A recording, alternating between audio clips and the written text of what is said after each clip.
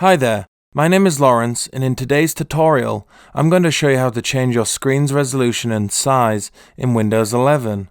To get started, go into the Windows Start bar and type in Resolution and click on the Change the Resolution of the Display search result. A settings modal will now display. From here, you can change the size of text, apps, and other items. Right now, I have it set to 125%, but you can increase or decrease this amount. When you decrease this amount, items on your computer get smaller, and when you increase it, items get larger.